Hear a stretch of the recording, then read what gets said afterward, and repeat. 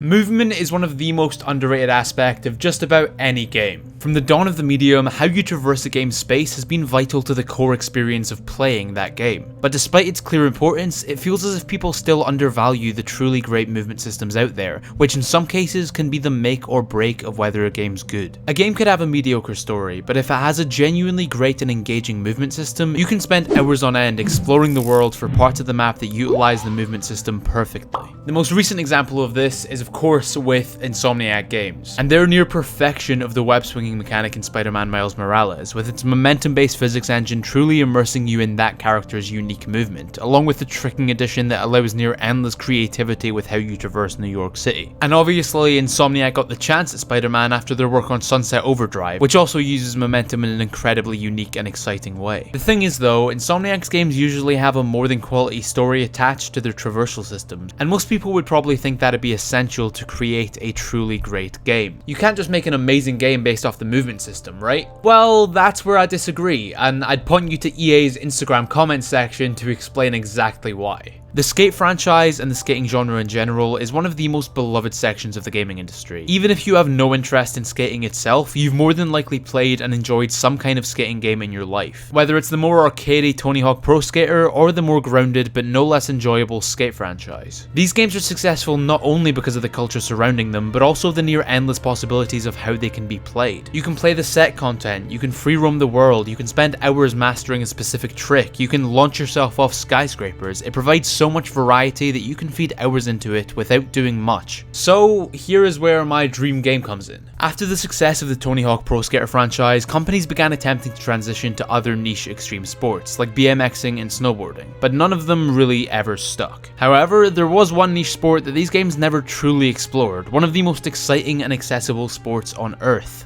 parkour. In case you somehow don't know, parkour is a training discipline turned sport developed in France and Western Europe in the late 20th century, a style of movement based entirely around the utilization of the body to get from A to B as quickly as possible, regardless of any obstacles in your path. Over the years, the once very niche training style was made famous, largely thanks to the growth of the internet, with parkour videos on YouTube and Instagram going viral, especially in the early 2010s. The style's popularity was also boosted by the rapid rise of Assassin's Creed, which inspired many to look more into how they could leap their way through the city streets. On top of all that, the recent growth of descendant sports like Ninja Warrior and World Chase Tag have ensured parkour's popularity has been maintained. Easily the most memorable game to incorporate parkour and freerunning though has to be Mirror's Edge, which for the first time took a first-person perspective on this style of movement, which created a whole new level of immersion in leaping across the city of glass. But again, Assassin's Creed and Mirror's Edge both utilized parkour as gameplay elements within a wider game. The parkour of those games wasn't the sole focus. They had stories,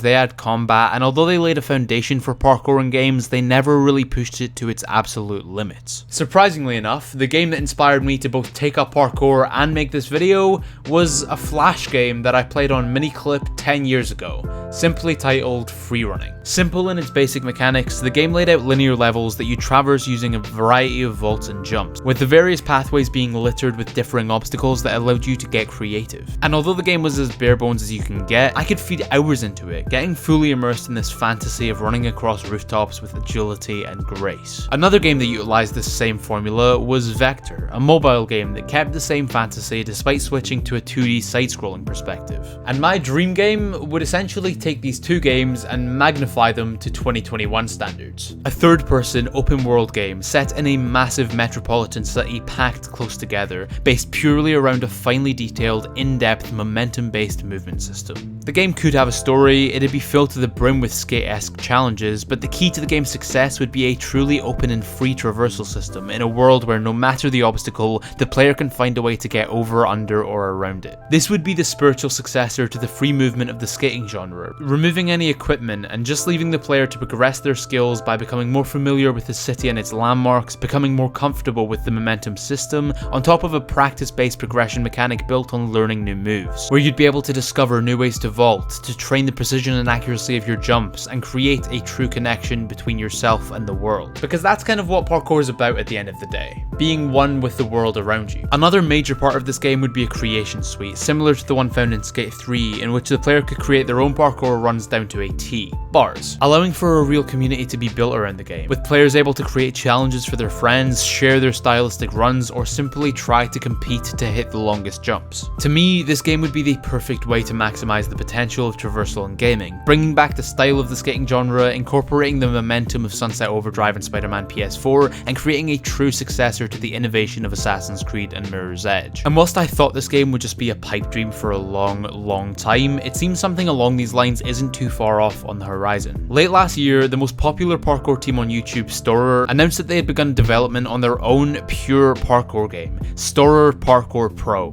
Crowdfunded over the last 6 months, the game's been kept independent with a new development team, so that Storer don't have to compromise on any of the features they want to see in the game, which means it will without a doubt be loyal to the sport. If you want to know more about this game, Jimmy the Giant made a fantastic video on it, so I will link it in a card above and also in the description. So it's safe to say that my dream game might just be in development as we speak. Meanwhile, we also recently got glimpses at the incredible traversal system of Forspoken last year, so it's safe to say publishers are still fully aware that the way you move in a game matters. Movement is such a core part of any game. It can immerse you, it can ground you in the world, or it can take you on experiences you'd never be able to get in real life. It's the single feature that makes up the majority of playtime for most games, and for that reason, I believe it should be a high priority for any dev team that really wants to make an impact. With all that being said, I do hope you enjoyed the video. If you did, make sure to hit like, it does really help me out, and if you want to see more content like this, make sure to subscribe with post notifications turned on so you don't miss another video. Patreon links, Twitch links, and Twitter links are all in the description below, and with all that being said, I've been Joe, aka Found a Scarab, and I will see you in the next one.